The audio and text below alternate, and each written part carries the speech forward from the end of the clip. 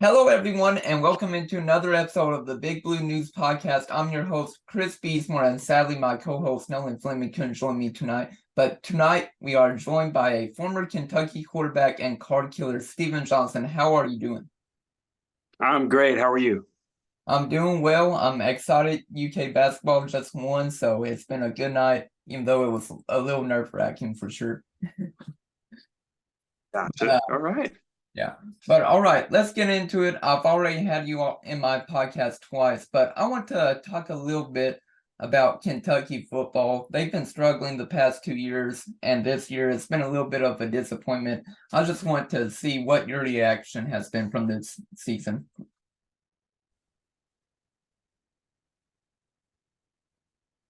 Can you hear me? Yeah, I can hear you. Okay. Sorry, but my connection's a little messed up here, but okay. Oh no. But all right. I'm sorry. I didn't hear what you said. I was saying that I just want to talk about how the past 2 years Kentucky has been struggling a little bit and what you've seen so far from Kentucky football this year. This year specifically, like you said, they've been struggling. My opinion on it is I don't think it's play calling. I don't think that it is personnel. I don't think it's coaches. But I do think it is our speed at which we play. Uh, our play call getting into the quarterback, who then gets it into the huddle, who then they kind of go out into the line of scrimmage, is really slow, which really leaves them maybe 7 to 10 seconds left of time before you have to snap the ball.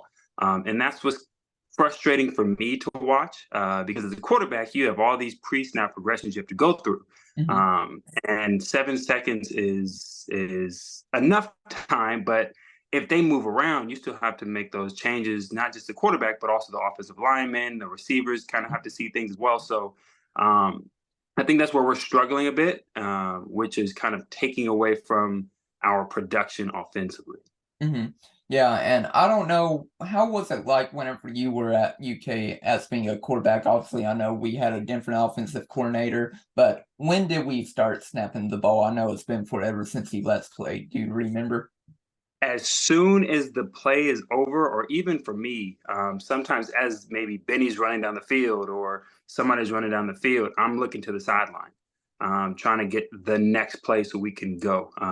I think speed kills in this game, more specifically with college football. And if you're able to get that play in and then you're able to get your offensive line, and not only does it hinder the defense because they're now on their heels, but it also allows the quarterback and the offensive lineman to take their time if they need to. And we don't have any time to take when we're getting the play calls in so late or breaking the huddle so late. So I think that's where our struggles are lying. And then yeah, just that more specifically. And I know Tennessee for sure, they run an up-tempo offense. Josh Heupel, he's been a great head coach so far for Tennessee, and that's something that I really want to see Kentucky potentially do this upcoming off season, start to run an up-tempo offense if they can. What Yeah. have you thought about Devin Leary so far? I know he's only been here for a year and probably will only play a year. I like most people, I expected more. The quarterback position at an SEC school is very, very difficult. A lot of people, and I'm not saying myself at all, but a lot of other people make it seem pretty easy because they are the best typically on the field. So like when you had Tua at Alabama, or Jalen Hurts at Alabama, or any of those guys, Daniels at LSU, those guys make it really seem really simple because they're so great. And this is not a knock on Devin Leary whatsoever, but the beginning part of the season, it seems like we were flying, and then I think it's maybe mentally, some of those throws are off, some of those things are kind of missing there, and I'm trying to figure out what it is as I'm watching it, and some balls are kind of sailing. Sometimes he's taking his eyes down a little too early, looking at the offensive lineman, the defensive lineman coming to him.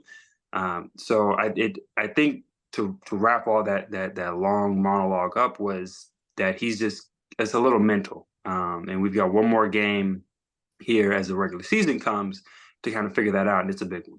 Yeah, and we'll talk a little bit more about that with the Louisville game upcoming. Do you think maybe height or maybe his previous injuries has caused any of this, this year where he's been playing a little bit slow or sluggish?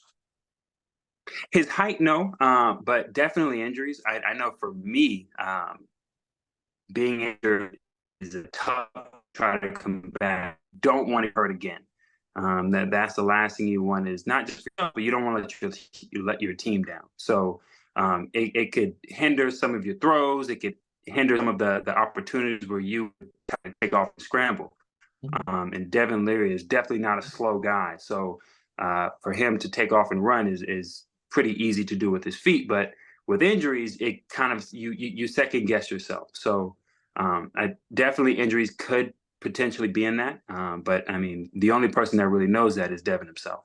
Yeah, and you're not wrong about that. What have you also thought about the wide receiver core this year? I mean, they've struggled to catch balls, and some of them they've been right on the money, and I just don't know what the problem is. It's been a problem over the years for sure at Kentucky football, and I just don't know what's causing that. And I don't know, coming from the quarterback, you may know.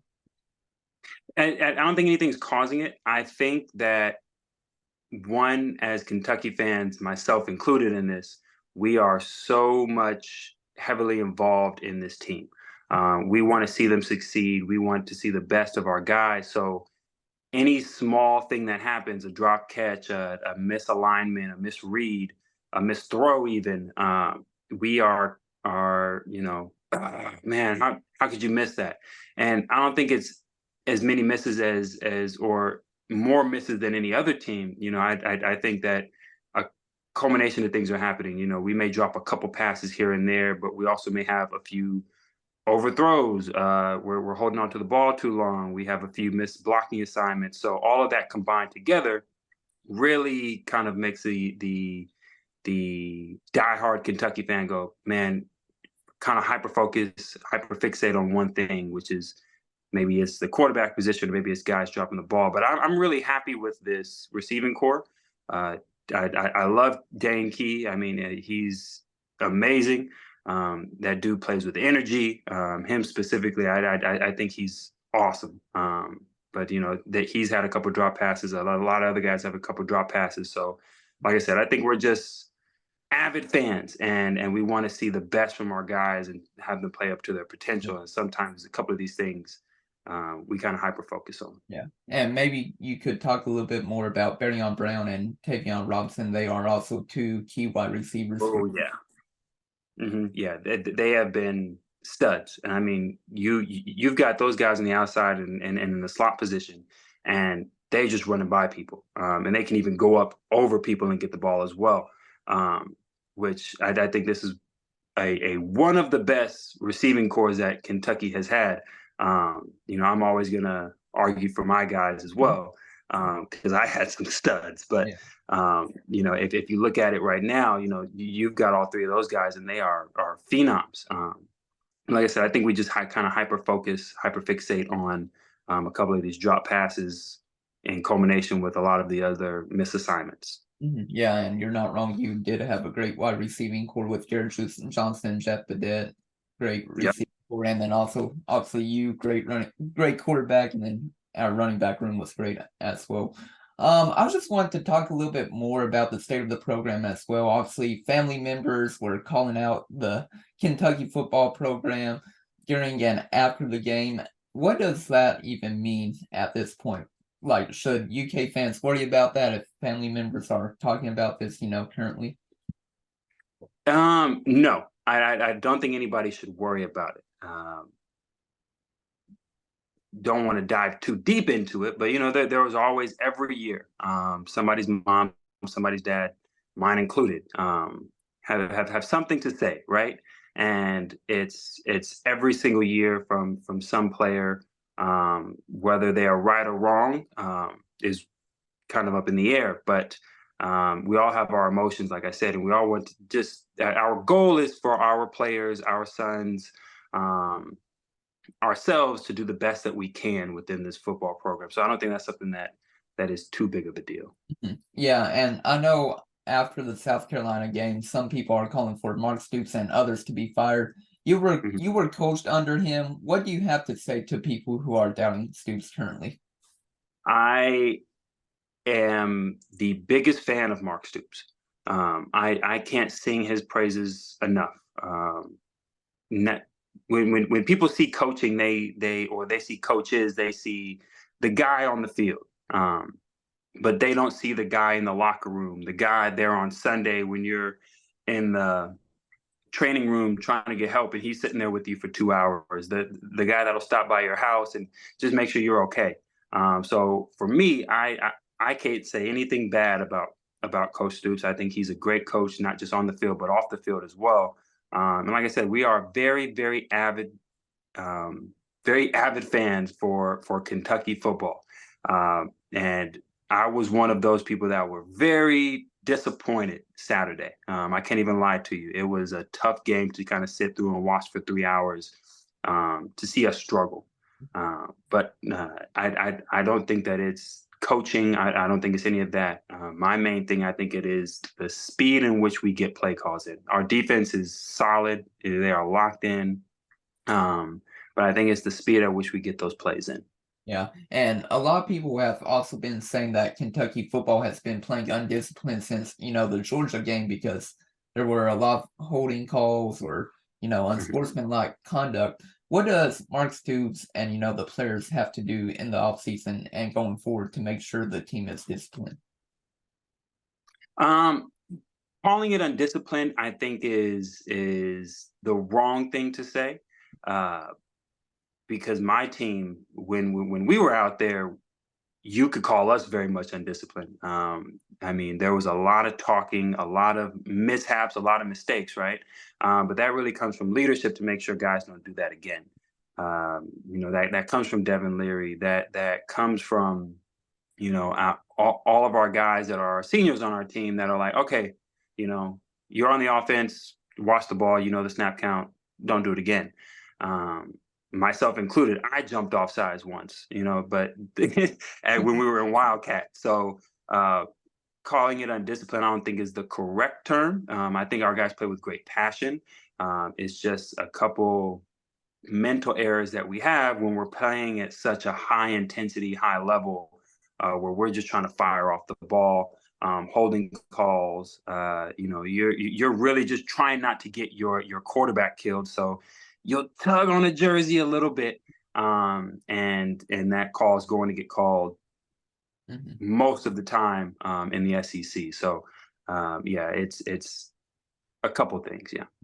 Yeah, and I think I have one more question before we start talking about this upcoming Louisville game on Saturday. I just want to talk about how do you think Stoops and the team can change, this offseason? I know you said more up tempo for sure, but is there anything else you would like to see change?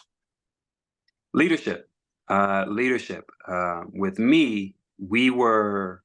Uh, it definitely didn't just come from me. It came from guys like Nick Haynes and John Toth, and Courtney Love on the defensive side, and Mike Edwards on the defensive side, and Josh Allen, Benny on my side.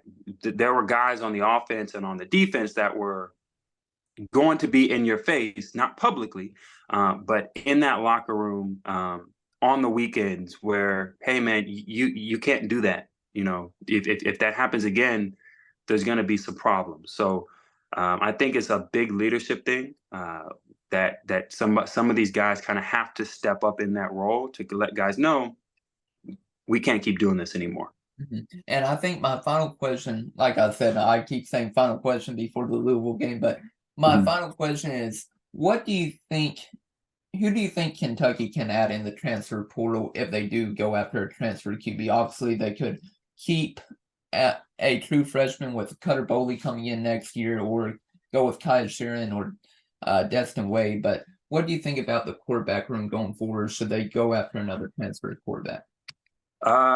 It is always it's nowadays, and especially in the last year or 2 years, it is going to be really interesting as far as who they target. it's a culmination of a bunch of different things. You know, who fits in that locker room, who would do well in the SEC, who would do well more specifically at Kentucky. Um, like I said, I really like Devin Leary. I just think it's a mental thing right now. Um, those freshmen that we have on the roster, I think are going to be great. So it's tough because you don't want to bring somebody in that's a JUCO guy, that's a guy from another Division I college that kind of disparages those freshmen that are there, and then it's a cycle. Those guys will leave, and then it all comes back around to you. So um, the big thing that Stoops and that Merrill have really implemented into the Kentucky program is, develop guys. That was a big thing. Obviously, we saw with Josh Allen, who came in there as a 2-star and then was a 7th drafted guy overall. So it is recruit and develop, and I think that the guys that we have are more than capable of getting it done for Kentucky. I agree. And what do you think about the transfer portal and NIL era currently right now? I love NIL. I have been a big supporter of it. These guys work as hard as they can and should get paid for the hard work that they put in. You know, I wish I was a few years later where I could have benefited from it. Going into the student store, and then you see your jersey selling for $120, and you're like, oh, I wish I could make some of that money. But um, I love the NIL. I love that guys can benefit from their what is it, the name, image, and likeness. So the transfer portal is a tricky one because I think that we've given coaches that opportunity to transfer from one school to the other, and now we've given students to transfer from one school to the other, myself included. I went from 3 different schools. I went to a 1AA, I went to a junior college, and then to Kentucky. So it benefited me, but the transfer portal really wasn't so heavy when I was in college. So it's interesting because if some of these guys, if they're not too happy with their situation, they're ready to up and bounce. So that one I'm kind of 50-50 on, but the NIL I'm 100% in support of. Yeah, and I know it can be a little tricky because even Mark Stoops said earlier in the season that you can pay players to come to your program, and that's why Georgia has been so good. Yep. Obviously they've been good before NIL, but Yeah. obviously a lot of fans weren't happy with Mark Stoops' comment saying pony up, but Hmm. obviously that's how some programs are getting better over time right now with NIL currently. Yep. Exactly. Yeah. It's these guys who have 15 scholarships, who have 10 scholarships. Um, as in basketball, they're going to do it now in football, and whoever's paying the most is going to be where they go. And unfortunately, these programs that have the larger bank accounts are going to get the guys that they can get. Yeah, you're not wrong. Well, let's stop talking about the state of the program and NIL and all that, and let's start talking about the Louisville game on Saturday. What does Kentucky have to do to get a win against Louisville? We're going to really have to stop their offense. I hate to say it, but I really like how offensively sound Louisville is. And then on our offensive side, we're going to have to speed it up. Uh, Again, we cannot be slow with our play calls and getting it into the quarterback, who gets it into the huddle, who then lines up at the line of scrimmage. We're really going to have to speed that up. Devin Leary's going to have a hell of a game. Like the ones he had in the first 5 games of the season. He's going to have to come out there because this is a big one. Yeah. And it is going to be loud, and it is going to be crazy, and it is going to be a bit overwhelming that you're going to have to silence that noise around you. Yeah, and you're not wrong, and I hope he embraces the rivalry like Will Levis did the 2 seasons he was here, because he was like always L's down after a touchdown. Great moments Mhm. for sure. You obviously embrace the moment for sure. What can you say about though the hostile environment at Louisville? Because obviously you played there for 1 year.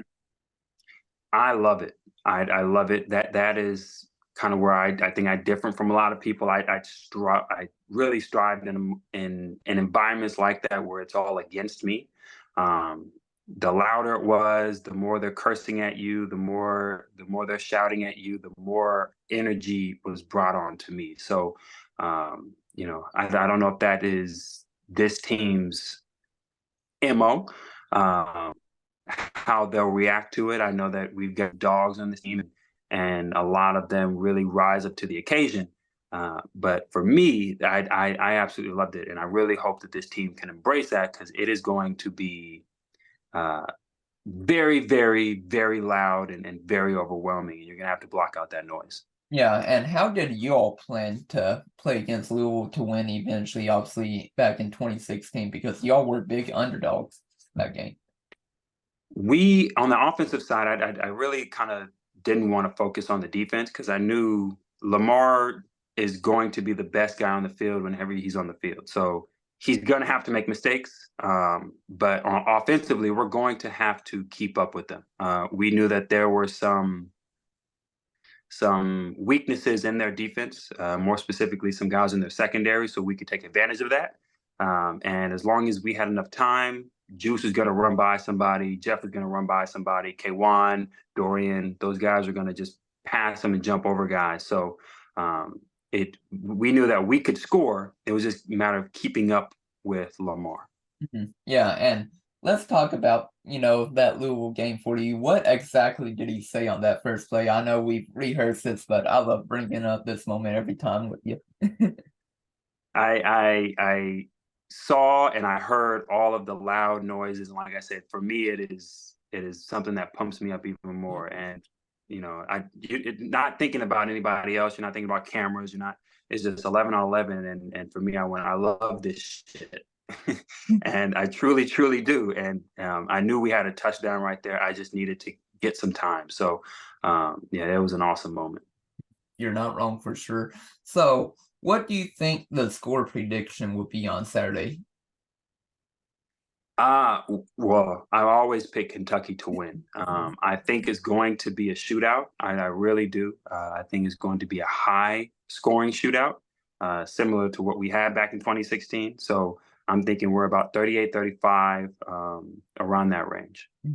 True. I'll go a little bit lower than you. I think it'll be a little high scoring, but I think Kentucky will pull off the upset. They will win. I think they'll probably win. Let's go 27-21 Kentucky. Louisville will try to go for a game-winning drive and fail. Kentucky wins, I think, in my opinion. Are you still here? Oh, Yep, I was just frozen a little bit, but yeah, I agree. 27-21. I don't disagree. I definitely don't disagree. yeah, I remember last year I had you on the Tennessee podcast, and it was not good afterwards. Yeah, I don't know what it is. I'm kind of up by the mountains here in California, so it's a little shaky sometimes. Oh, it's all good. Also, let's talk a little bit about your personal life. Didn't you just get married as well? I did. I did just get married to the love of my life. She's amazing. Yeah, I we got married in Michigan, where she's from. So it was really cool to have all my friends from California, my friends from Kentucky. Alex was there, Alex Montgomery, Zane Williams, Naquez Pringle, Nick Haynes. It was really nice to have my guys there, and all of her family as well. But it was just, yeah, it was a very, very special, beautiful day. I'm glad to hear. And also, what else have you been doing with a job related? I have my own business out here. I'm a general contractor. I have a kitchen remodeling company. That's something I've always loved. Really more architecture, but kind of ground up construction. Anything kind of putting your hands to something and seeing a finished product. That is my thing. So I love it. Absolutely love it. Get up excited every day to kind of go to work and get involved with my guys and see how our projects are going and all over the place. So yeah, that's really me. Just working now. That's hanging out with my dogs, my wife, my friends on the weekend. So yeah, not too bad. Yeah, I'm glad to sound like you're having a great time for sure out west and enjoying life for sure. Do you think I Mhm. should buy tickets on Saturday to the game? I've been debating on going or not. Absolutely. I was looking at tickets yesterday trying to see if I could make it. But they are in the thousands right now, and I'm like, maybe next year. So, but if you can get there, absolutely, I think it's going to be a crazy 2016 type of feel. Can UK not hook you up? Obviously, I know the game's at Louisville. I haven't even asked. I am definitely one that does not like to ask, and I've been told, it reach out, and I don't do it often. So I was, it's expensive. I'll just wait next time. Yeah, I hear you. I have some friends going. I'm debating on going or not. I've been looking at ticket prices like you, but I think I'm probably going to go. Hopefully, like I said, UK wins on Saturday, and I think it'll be a good game. Obviously, Louisville is favored by, I think, 6.5 points right now. But I think that's all I have for tonight's podcast. Do you have anything else you would like to add? No, I really appreciate it every time, Chris. Thank you so much. And go Cats. Oh, you're welcome. No problem. And I appreciate you joining every time for my podcast. Obviously, I wish I had my co host Nolan with me, but sadly, he couldn't make it tonight. But like I said, thank you again. All right. And go Cats. Kentucky will definitely beat Louisville on Saturday. Elks down. Absolutely. Woo! Let's go, Steven. All right. Appreciate you, Chris. Thank you. That was Thank you. awesome.